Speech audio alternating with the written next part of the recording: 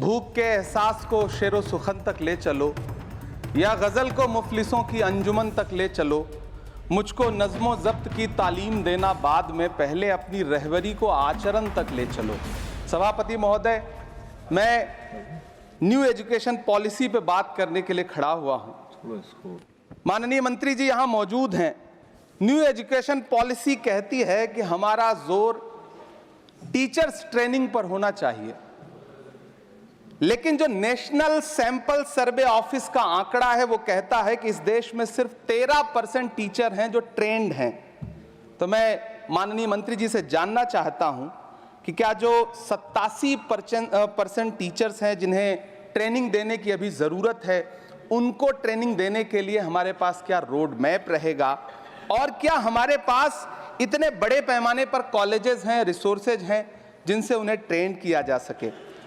हमारी new education policy कहती है कि टेक्नोलॉजी पे जोर दिया जाए, और टेक्नोलॉजी के सहारे पढ़ाई को हमने कोविड के दौरान देखा भी है कि किस तरह से बच्चों को टेक्नोलॉजी के सहारे पढ़ाया गया। लेकिन मैं माननीय मंत्री जी से पूछना चाहता हूं कि जब इस देश में 80 करोड़ लोग 5 किलो राशन पे गुजारा कर रहे हों, तो क्या उन परिवारों तक इंटरनेट, कंप्यूटर, लैपटॉप जैसी सुविधाएं पहुंचाने के लिए कोई रोड मैप है ताकि उनके बच्चों को शिक्षित किया जा सके? मैं एक बहुत महत्वपूर्ण बात और सभापति महोदय यहां कहना चाहता हूं कि माइनॉरिटी कम्युनिटी से जुड़ा हुआ जो मदरसा एजुकेशन का पैटर्न है, उस पे बहुत गंभीरता से माननीय मंत्री जी से पूछना चाहता हूं कि जो न्यू एजुकेशन पॉलिसी है, कुछ मदरसे ऐसे हैं जिनको सरकार रिकॉग्नाइज करती है, लेकिन कुछ बड़े शिक्षण संस्थान हैं, नदवा और देवबंद जैसे, क्या न्यू एजुकेशन पॉलिसी के कॉन्टेस्ट में आपने इन बड़े संस्थानों से डायलॉग करने का कोई मानक या कोई बातचीत शुरू करने का प्लान बनाया है या नहीं, ये मैं पूछना चाहता हूं। और एक बहुत महत्वपूर्ण बात मंत्री जी से मैं पूछना चाहता हूं कि बहुत सारे माइनॉरिटी इंस्टीट्यूट थे जहां पर स्कॉलरशिप का प्रावधान था, लेकिन आपने मौलाना आजाद नेशनल फेलोशिप को एक झटके में बंद कर दिया। हजारों लाखों छात्र जो उस स्कॉलरशिप के भरोसे अपनी शिक्षा ग्रहण कर रहे थे। एक तरफ प्रधानमंत्री जी कहते हैं सबका साथ सबका विकास, एक हाथ में कंप्यूटर एक हाथ में कुरान, लेकिन जब स्कॉलरशिप आप बंद कर देते हैं तो गरीब तबके से आने वाला अल्पसंख्यक समुदाय के जो बच्चे हैं, उनकी शिक्षा व्यवस्था को लेकर के, उनकी शिक्षा को आगे बढ़ाने को लेकर के आपके पास क्या प्लान है?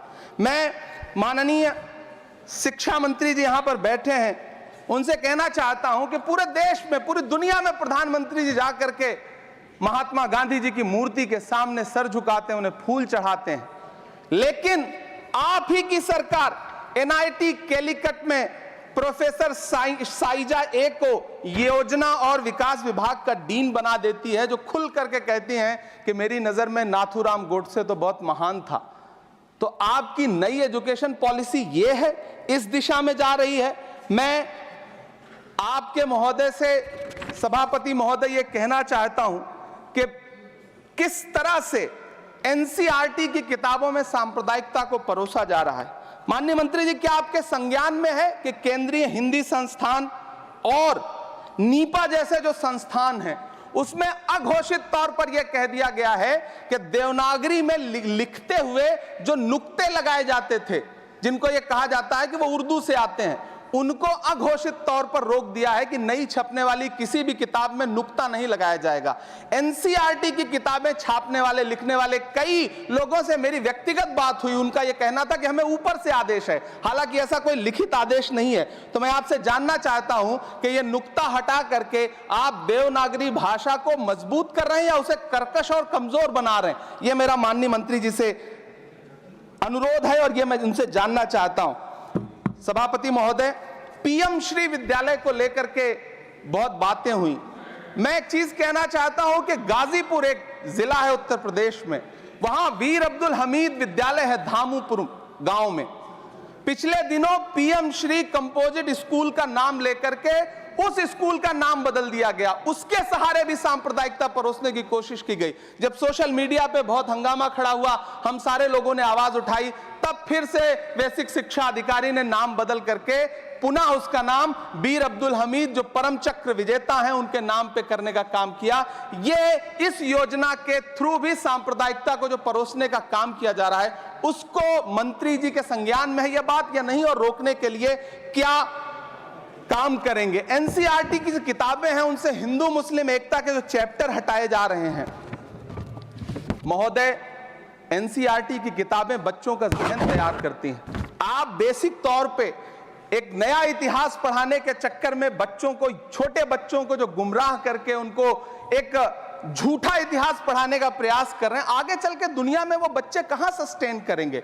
तो मैं माननीय मंत्री जी से कहना चाहता हूं कि शिक्षा और धर्म को एक दूसरे से अलग रहना चाहिए। मैं आज इस विषय पे बात करते हुए एक बहुत महत्वपूर्ण बात और कहना चाहता हूं कि दिल्ली विश्वविद्यालय में पाठ्यक्रम में जो बदलाव किए गए हैं, जिसमें राजनीति विज्ञान के पाठ्यक्रम से भीमराव, रामजी अंबेडकर, मोहनदास करमचंद गांधी, मोहम्मद इकबाल और भारत के संविधान पर आधारित शोध पत्रों को हटाया गया है। दलित लेखक बामा और सुकीरथ राणा को अंग्रेजी पाठ्यक्रम से हटाया गया है।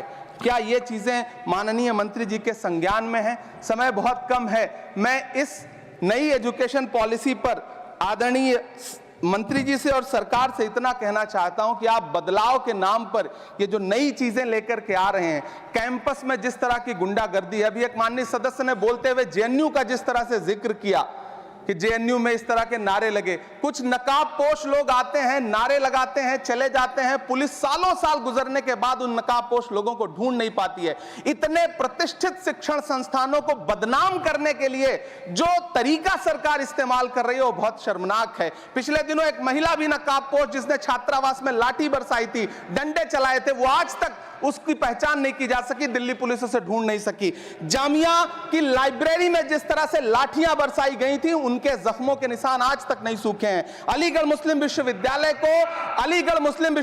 को लेकर के वहां के सांसद जिस तरह की भाषा का इस्तेमाल करते हैं, वो बहुत शर्मनाक है। माननीय मंत्री जी और सरकार से मैं आपके माध्यम से पूछना चाहता हूं और यह कहना चाहता हूं, आप बदलाव के नाम पर जो नई चीज लाने की कोशिश कर रहे हैं, महोदय, नदियों को साफ मत करिए, उन्हें बस गंदा मत होने दीजिए, नदियां अपने आप साफ हो जाएंगी। सभापति महोदय, मैं तो कहना चाहता हूं कि जंगल मत उगाइए, बस पेड़ों को काटना बंद कर दीजिए, जंगल अपने आप उग जाएंगे। मैं तो सरकार से कहना चाहता हूं कि शांति स्थापित करने के लिए भाषण मत दीजिए, अशांति फैलाना बंद कर दीजिए, शांति अपने आप स्थापित हो जाएगी। मैं तो कहना चाहता हूं कि प्रेम फैलाने पर लंबे लंबे लेख मत लिखिए, बस नफरत करना बंद कर दीजिए, प्रेम अपने आप फैल जाएगा। ये जो नई एजुकेशन पॉलिसी है, इसमें जिस तरह से गरीब तबके के लोगों को, हाशिए पर मौजूद लोगों को शिक्षा से दूर करने का प्रयास किया जा रहा है, वो बहुत शर्मनाक है।